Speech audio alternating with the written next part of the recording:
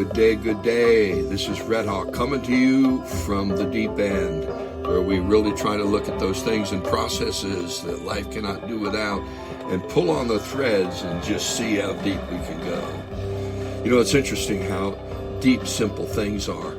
My grandchild, we love playing Hot Wheels. I mean, we can put track all over the house and over down the stairs, and we got boosters. It is so cool. And we always look on the bottom of every car to see where it's made. And the two great Hot Wheel producers of the day are Malaysia and Indonesia. It's interesting. They say, when I did my research, that these different corporations, they start simple with Hot Wheels. And then once they've learned to tool that and run a plant and manufacture, then they start getting more technical, create more goods. And today, come on, man, I could get on my iPhone and have the world delivered to me tomorrow. It's just amazing. This interconnectedness, this globalization. Now, here at the deep end, we've discussed the hows and whys of all these things and processes that life cannot do without.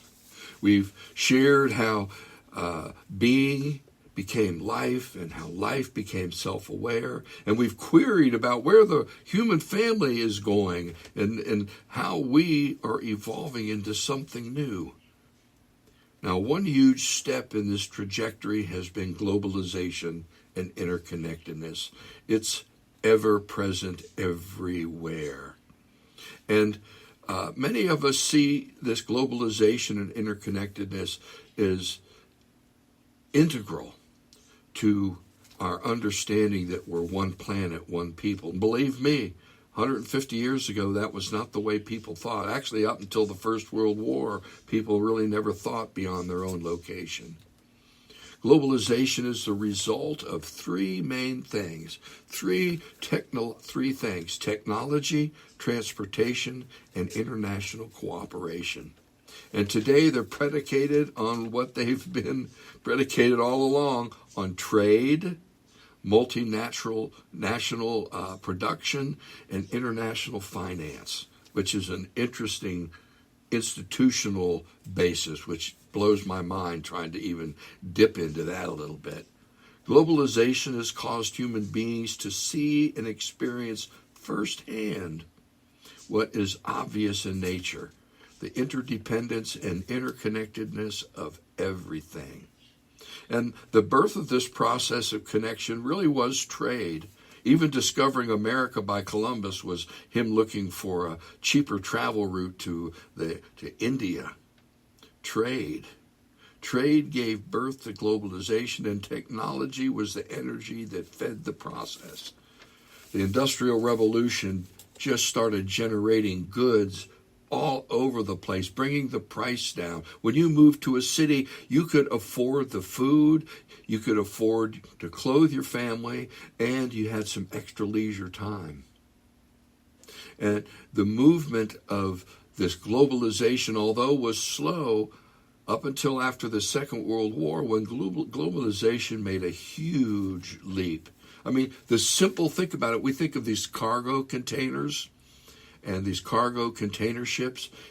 That didn't happen until 1956. And that was when someone, I can't remember his name, came up with this idea, created a ship, created the containers, and within 10 years, the cost of shipping goods dropped 97%. Think about that. I think it was down to 16 cents a ton or something. As well, industrial output went through the roof, and international banking institutions emerged with all the systems of investment along with it. The IMF, the World Bank, those are two of them, huge international institutions. Between manufacturing and transportation, the world's standard of living not only increased, but added hundreds of millions of people into the middle class. Now, I will say I see globalization as integral to our evolution as a human family. Yet, there is an underbelly to all this alleged shared wealth. Some were left behind. The American worker and farmers were the original people left behind. In the 1990s, we ended up with hyper-globalization and interconnectedness, which lifted the great disparities between us, the haves and the have-nots. And this is part of what interconnectedness reveals. It shows the inequality. It helps us see the loss of jobs. It increases corruption. It causes environmental degradation. These are huge pieces in my mind. Globalization via trade and technology made the world a more connected and interdependent place, which created a backlash, though through the very interconnectedness and globalization that gave rise to the great bill of goods that we have. And believe me, we do. More and more Google searches are focused on deglobalization, nearshoring, or reshoring. This is like a part of the backlash. And I can go into all the stuff, the Trumpisms, the right-wing stuff, and it's all based in this people feeling humiliated, a loss of self, and just wanting to get back at the system. We hear more and more about bringing back manufacturing to the U.S. The right-wing message is about a humiliated base really wanting to just get back at the system, flipping a bird at the system. They don't care who the leader is as long as he's flipping the bird with all that has gone wrong. But as the School of Global the dean of the, I can't even read my own damn writing. The dean of School of Global Policy and Standard at University of California, San Diego wrote, not deglobalization, but we are actually seeing the reshaping of world economy. In the eyes of those with this macro view and a sense of history, our backlash is just one more of the many setbacks that have overcome human beings. We are seeing literally today these economies that have gotten so big and so interdependent that they're now being weaponized. And the weaponizations of economics, if we look at many of the world conflicts, they're really connected to this. As one, I'll see if I can say his name right, Oleg Itskoki, he's an economic professor at UCLA, said, we live in a world of market power that's used not for economic reasons, but for geopolitical purposes. Globalization and interconnectedness is hitting an impasse, and we're right smack dab in the middle of it. And it's amazing, because everything's so simple for the consumer except trying to sort out the messy thing called democracy. And we're trying to seriously call for a recalibrating, for greater justice, for more health and wholeness for all, to include more of the human family. And those left out, those who feel like they didn't get a square deal, we're in an impasse. And yet, an impasse usually speaks of something new and yet undefined trying to emerge. Nobody knows, basically, what it is that is trying to emerge, to continue this arc of human evolution towards justice. What did Henry Ford say when he asked people what they wanted? They just said faster horses. It was difficult to conceive of something new like the car, the automobile, which changed the world. So to me, we are between a rock and a hard place, between a painful labor and a difficult birth, for a way to include all into a single whole, where each individual is both unique and an embodiment of the wholeness. Globalization is a messy process. At the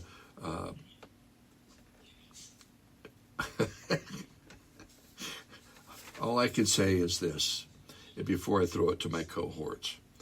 we must understand the suffering and the backlash. Not a deglobalization, but to evoke the next world order of justice, health, and wholeness. You know, this is a difficult piece. We're probably going to be in for some real violence.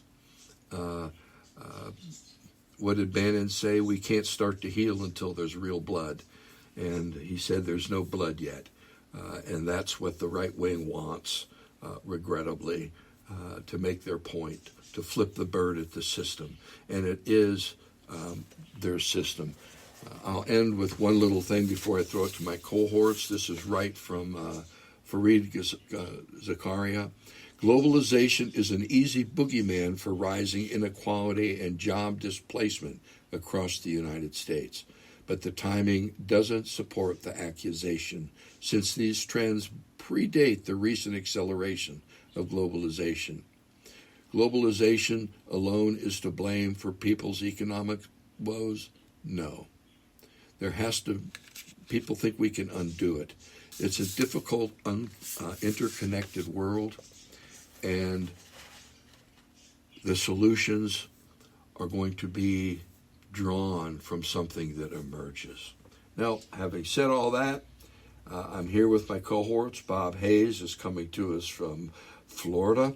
Marianne Rudis coming to us from Spokane Valley. I'll throw it to you first, Bob. What say you on all this globalization hoo-ha? Well, you know, I think it's a train that's moving down the tracks very swiftly, and there's really nothing that's going to stop it. The question is, you know, are various institutions going to get out of the way, or going to adapt so that there's maybe less of this of conflicts and so forth, as you were just mentioning. You know, so many different things are happening all at once that are going to be accelerating globalization. I think, you know, this may sound trivial, but there's not a country in the world, no matter what language they speak now, that doesn't have hip-hop music, that doesn't have rapping in their own languages. And that's like 20 years that's happened. Started in Brooklyn, I believe, about maybe 30 years ago. And now it's all over the world, and people identify with it, the spirit of it. Taylor Swift just had a massive world tour, and it doesn't matter what country she's in, she's selling out stadiums. The people there love it. And we've always had this, you know, American movies have had a global outreach. So in addition to the iPhone and all of these different technological things that are made from components that come from all over the world, you have information that is traveling around the world, and people are seeking their entertainment from different sources around the world. And music is changing. You look at some of the things that Paul Simon did with incorporating African music into his folk rock. And people basically love it until they are in the position that you were just describing, where they're afraid they're going to lose their sense of self, they're going to lose their place economically, and that's where that's where the backlash starts. Yeah. But it's really, this backlash is going to happen, but it's not going to stop it. You can't stop that train. It is barreling down the tracks. Yeah. Marianne, what say you to this? Well, I think that, I totally agree that we can't go back. There's no going back. The world is just too connected right now. And I think it's really a lot simpler. You know, to me, when I think about, I always try to bring it back to kind of a local term. And it's like the neighborhood has gotten bigger, right? Because we all live within neighborhoods. And we all live in our own little houses, or some of us live in our own houses, and what we do affects the person next door. And I think about the ranchers that would divert streams away from their neighbor's land, and what when we talk about wars and conflicts, when we start to hoard resources or try to dominate resources, rather than I think where we're at is we have to start having these global conversations. We have to start talking to, when these multinational corporations, they need to be exercising social responsibility. They need to come in and be able to have these conversations. And how is it that we can be connected and yet everyone can thrive? I remember back in the 80s reading about we're raising the standard of living in a lot of countries that didn't have, a good economy. And we've done that. We've raised that. But conversely, we lowered standards here and in our country. And I think a lot of this backlash is people saying, wait a minute, you've hurt me in this process. And I think the conversation needs to now turn around and say, how can we all be interdependent and all of us thrive? And that's when we get into the notions of scarcity and enough. And is there enough for everyone in the world to be able to live and work together? And I think we need to have global conversations. Yeah. And they have to come from that place of not dominance, but of cooperation. And You mentioned at the very beginning about democracy being messy. And that's what democracy is. Democracy is everybody has a voice, rather than the strong man or the one with the most money or power dominating. So. Yeah.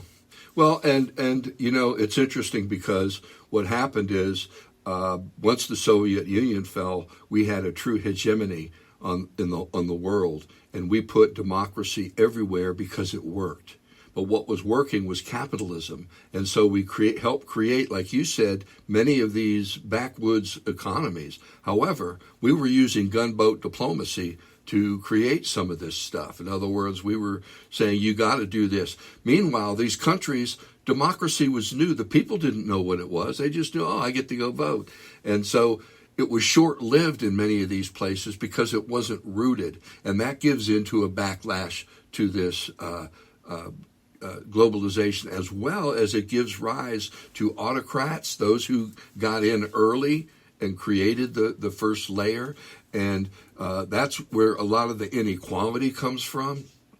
In terms of the conversations, I want to let you know those conversations are happening. You just go online, and I'll tell you what, I read more papers where these international conferences, the UN is trying to have them. That was the whole purpose of it, because the fact is trade is a lot cheaper than war. Which Israel and Russia are finding out, as well as the West. And this whole concept, Bob, you brought it up, our access to not just goods, but entertainment. And entertainment offers a point of view, a way of being in the world, if you will. So globalization is both fed, and the backlash is fed through the very same means. And, part of what's happening today in the backlash is we're in the middle of information overload. People don't know how to organize all this information. It's confounding.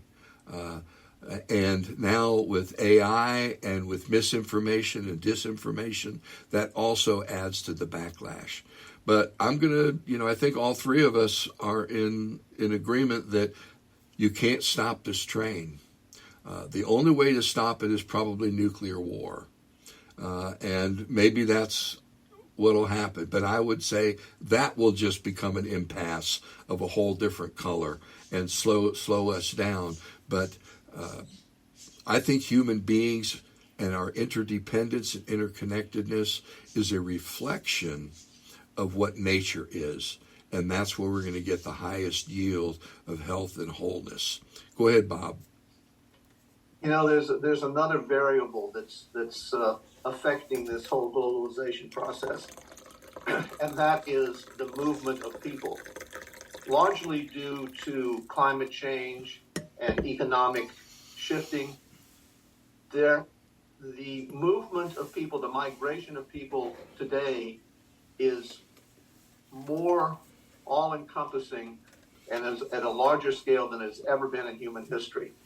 And countries all over the world, not just the U.S., are dealing with immigration, but Europe, even some of the countries in Africa, there's movement of people from one country to another, in Asia, and it's forcing people to look at each other differently. Of course, in some cases, it's to look at each other as these people are invaders, but listening to our better angels, these people are bringing new cultures, new ways of looking at the world that we can learn from and improve the entire society. So globalization is happening within countries as well as across countries. And again, there's really no stopping it. You know, you can't build wall to keep people out when they need to move from a place where they are starving to a place where they have a chance to get food, and or a place where they're unsafe to a place where they will have some degree of safety. So these things are happening.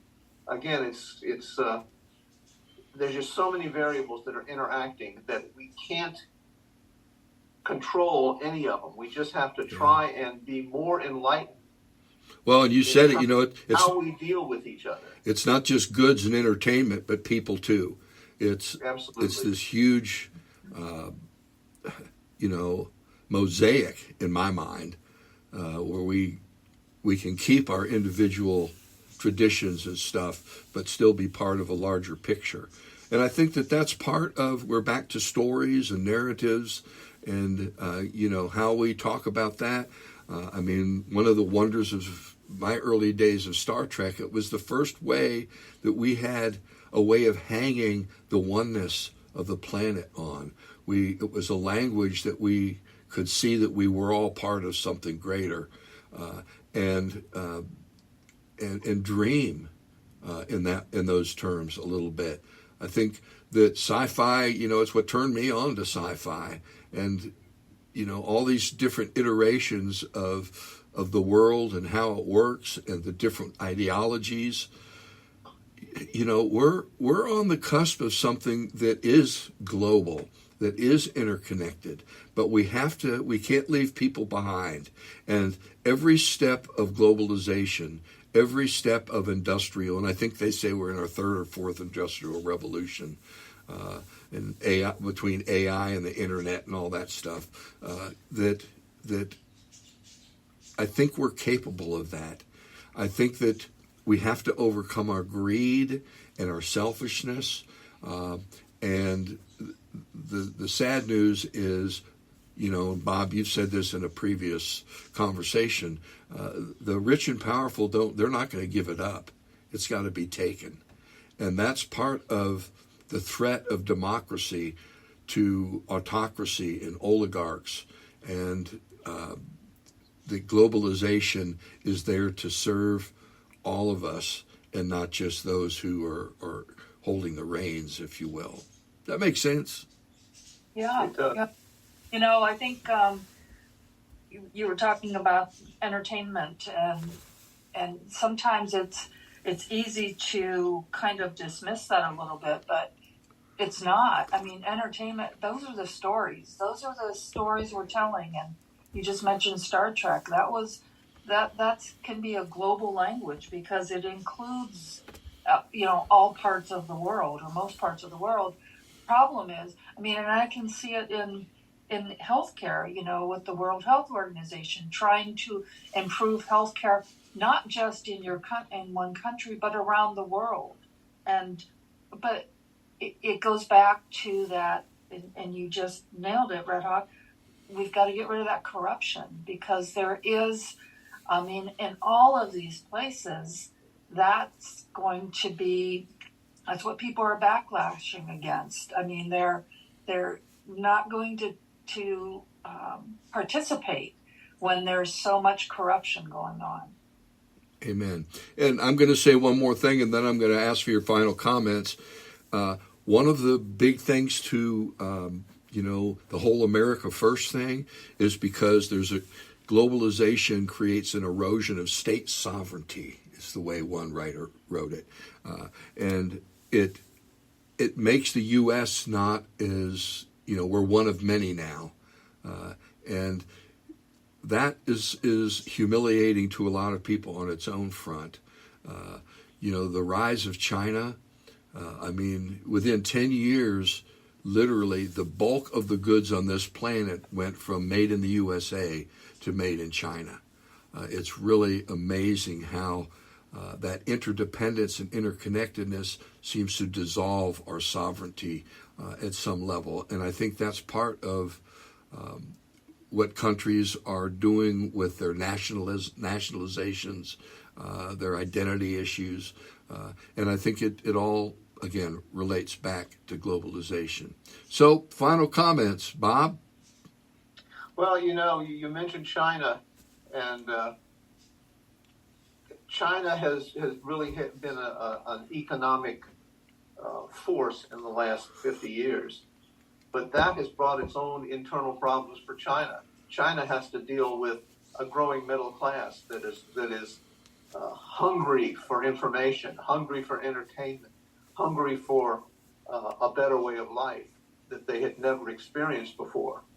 So, again, these variables that interact in the world around us are so powerful, and it's so impossible to predict how it's going to come out. We can be hopeful, and we can try and, as Marianne often says, we can try and act with discernment in our own lives. But the bigger picture is, wow, we just gotta hope things are gonna work out. So I'm gonna try and stay as hopeful as I can, and try and look at the joys in diversification and the new things that I can learn as we get more involved in globalization. Amen. It's like we are bumbling towards ecstasy. Marianne, final comments? I agree that there's a bigger picture, and we don't know how this is all going to play out. We don't know what the future is going to be. And I think many of us look at our own standard of living, and that's what we base our emotions and our decisions on. Can my small business thrive in a local economy when I'm faced with globalization? Can I put food on the table for my family? What's going to happen to me? And I think when we can zoom out of that and see it as what happens to someone else in another part of the world will affect me, and it will affect my safety and my concerns, because when people are desperate and people are not getting what they need, it creates uncertainty, and it creates a lack of safety. And so when we're trying to figure out how is it that I can be in the world and still take care of me and myself, and yet keep an eye on that bigger picture, because I don't exist in a vacuum. I am interconnected.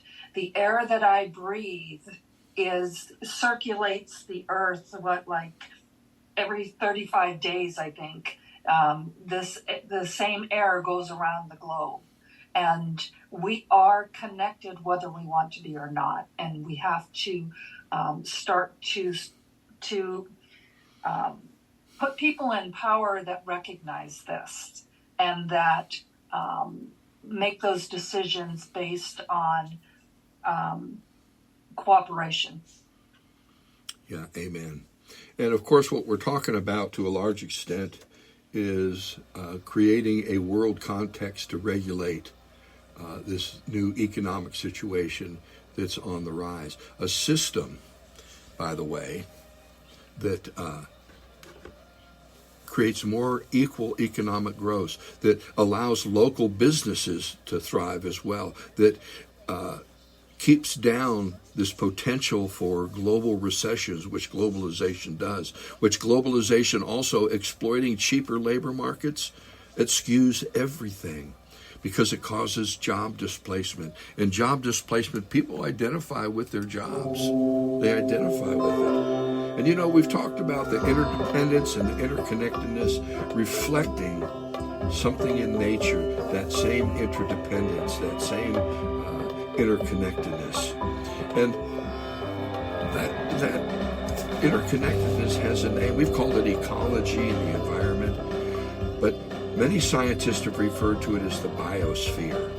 It's this layer on the earth that is living, that is alive, that has intent and impetus.